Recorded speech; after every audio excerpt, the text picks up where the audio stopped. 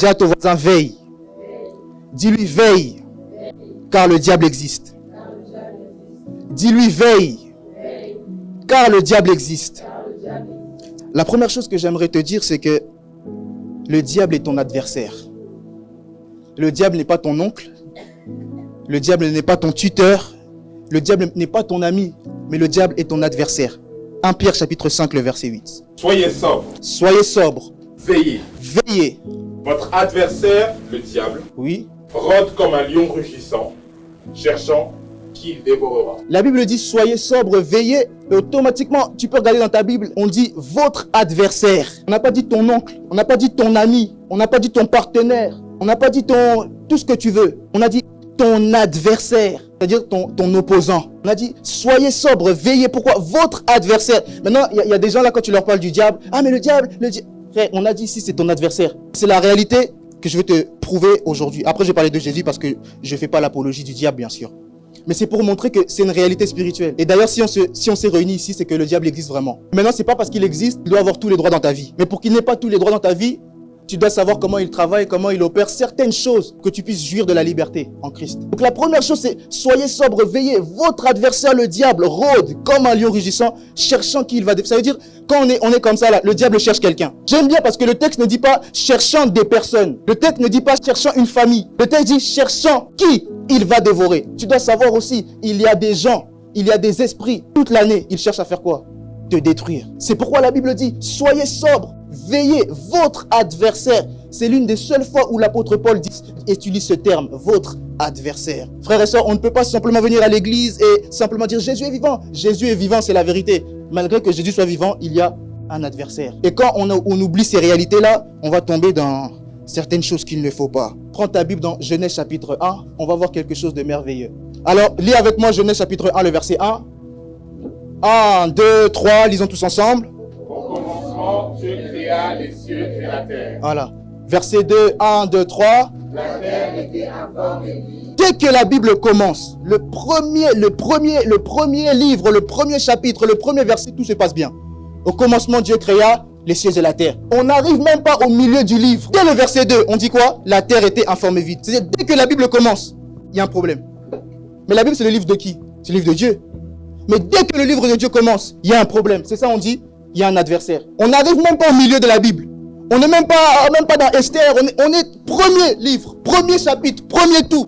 Directement, la Bible montre quoi? Un premier adversaire. Maintenant, toi, tu dis non, on peut vivre sans prier, on peut vivre sans lire la Bible, on peut vivre sans Dieu. Mais maintenant, ici, on a dit, il y a un adversaire. Si le diable était arrivé aller dans Jean, ça va, ça veut dire qu'il y avait une vie paisible. Si le diable était arrivé dans Matthieu, mais dès la Genèse, ça veut dire la naissance. Dès le verset 2, on dit, il est là. On dit la terre, parce qu'au commencement, Dieu crée. Est-ce que Dieu peut créer quelque chose d'informe et vide? Ça veut dire qu'il y a eu un problème. Maintenant, quand on va dans le chapitre 3, c'est pour ça que j'ai commencé par dire, le diable n'est pas ton oncle. C'est pas ton frère, tu lui dois rien. Adam et Ève ne lui ont rien fait, mais les attaqués. Dieu avait tout fait pour eux.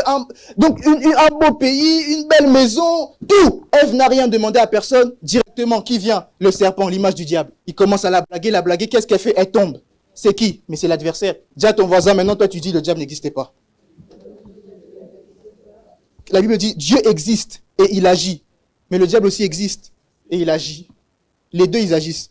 Maintenant, toi, tu veux que qui agit le mieux dans ta vie? Luc chapitre 4, le verset 1. Jésus, rempli du Saint-Esprit, Oui. revint du Jourdain, Oui. où il fut conduit par l'Esprit dans le désert, où il fut tenté par le diable. Jésus rempli du Saint-Esprit, le Jésus que tu as accepté et le Saint-Esprit qui nous a été promis. Les deux là que tu aimes, tentés par le diable. Donc la Bible nous prouve bien que le diable existe.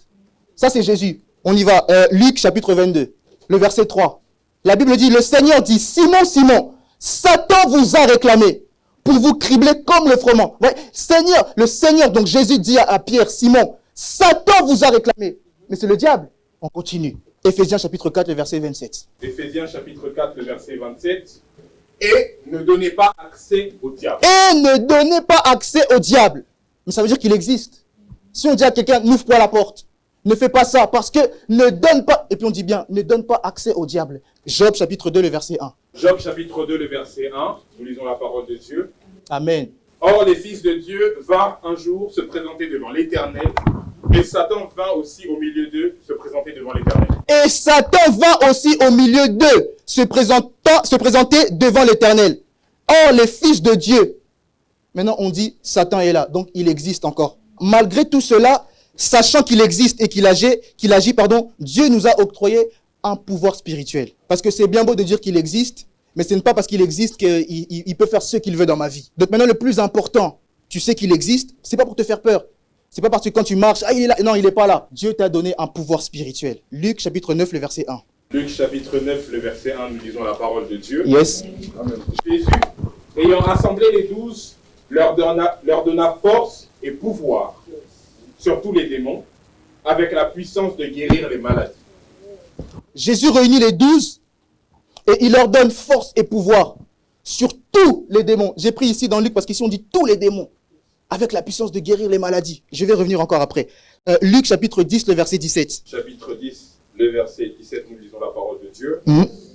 Les 70 revinrent avec joie disant, Seigneur, les démons même nous sont soumis en ton nom. J'ai pris deux textes différents. Le premier texte, le texte que tu as lu avant, on avait dit il donna la puissance aux 12. Là, c'est une autre histoire. Cette fois-ci, ici, il donne la puissance à 70 personnes. Donc, quand Jésus leur a donné le pouvoir, un jour, Jésus était là et ils sont revenus voir Jésus. Ils ont dit à Jésus, Jésus, là où tu nous as envoyés, les démons nous étaient soumis. Ça veut dire que ça fonctionne. Donc, la même Bible qui dit que je vous donne le pouvoir, la même Bible aussi témoigne que le pouvoir fonctionne.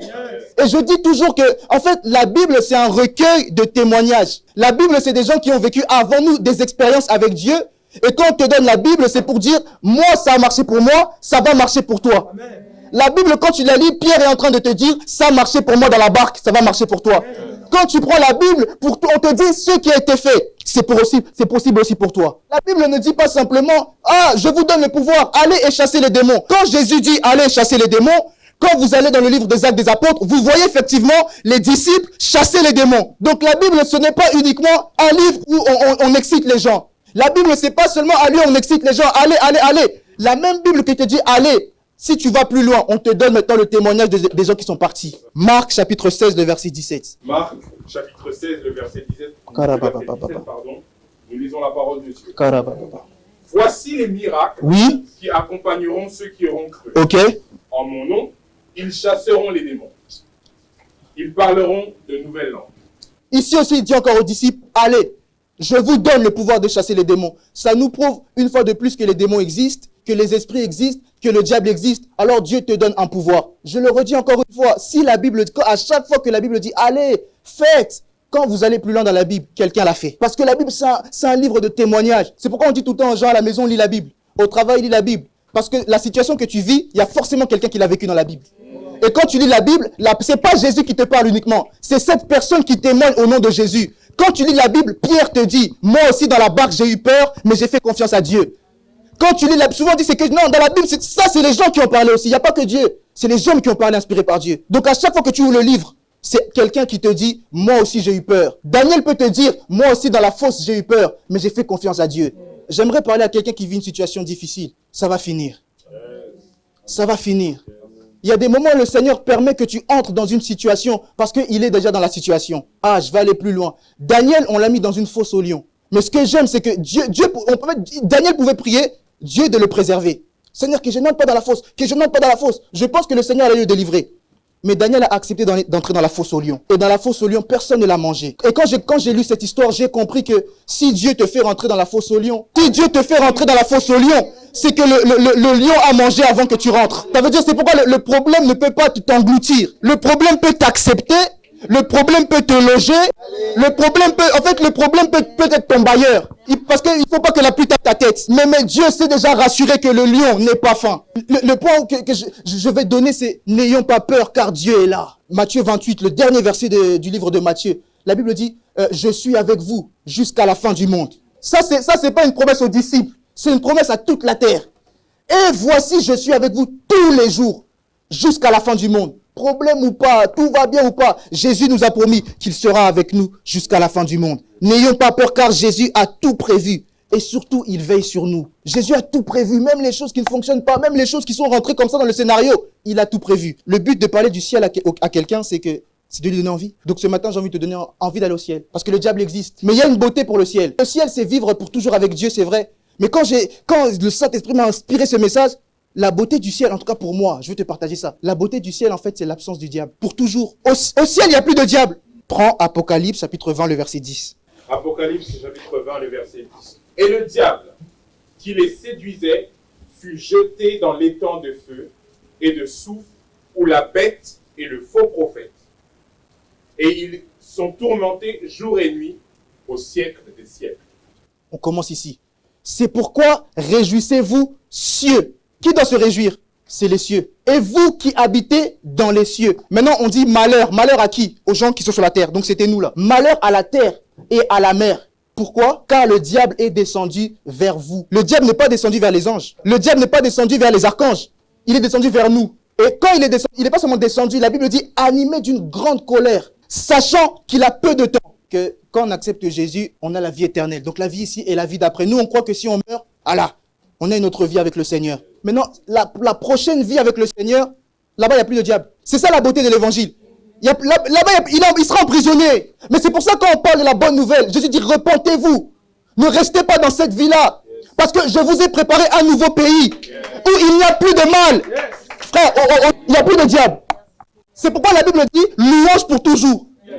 Mais il n'y a plus le temps de craindre quelqu'un, craindre quelque chose. Jésus, on est attentif sur lui. Chance totale de mal. Quand on te demande pourquoi je dois accepter Jésus, pourquoi je dois accepter Jésus, parce qu'il existe un pays où le mal n'existe plus. La vie éternelle, c'est pour toujours. Ici, on ne dure pas. Hein. Ici, c'est un petit temps. Maintenant, tu te plains. Oh, j'ai souffert. C'est pourquoi même si dans la vie, tu as fait des projets, ça n'a pas tenu. Le monde qui arrive. Le pays qui arrive. Un pays où il n'y a plus de mal. C'est ça la beauté du ciel. La Bible dit, tourmentés jour. Maintenant, et ils seront tourmentés jour et nuit. Vous voyez là, maintenant la liaison, c'est que nous serons au ciel pour toujours avec Dieu dans la louange, mais il y en a d'autres qui seront, et ils seront tourmentés jour et nuit. Une dimension, un pays, où le tourment est éternel. Si on t'étrangle à vie. Si tu brûles la vie. Si on te griffe à vie. Maintenant le Seigneur dit, pour toi je veux pas ça. Moi je suis venu te parler du ciel. Le ciel. Comme papa l'a dit, non, nous on n'a pas peur du diable, non. J'étais venu simplement te rappeler de veiller parce qu'il existe. Dieu nous a donné un pouvoir spirituel et au-dessus de tout, nous avons choisi un jour de rejoindre Jésus dans les cieux.